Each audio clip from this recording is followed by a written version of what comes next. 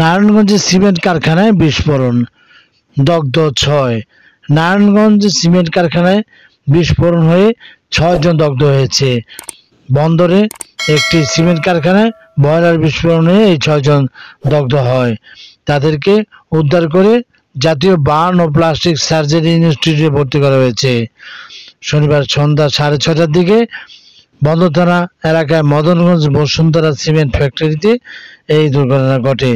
দগ্ধরা হলেন ফেনীর নাহিদ হাসান 22, পাবনার কামরুল হোসেন 45, নোয়াখালীর তাজুল ইসলাম 35, জামালপুরের ফেরদৌস 35, কুষ্টিয়ার তোরাবাড়ি 55, নারায়ণগঞ্জে আতিকুর রহমান 42। বার্ন ইউনিটের আবাসিক সার্জন ডক্টর শাওন বিন রহমান জানান, সন্ধ্যা 6:30টার দিকে কারখানার বয়লার থেকে বিস্ফোরণ হলে পাশে থাকা 6 জন মারাত্মক দগ্ধ হন।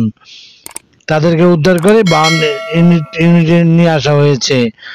6 জনের শরীরের 12 থেকে 40% দগ্ধ হয়েছে।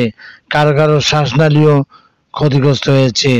Desk report, M news BD, Madanganj Bandar, Narayanganj.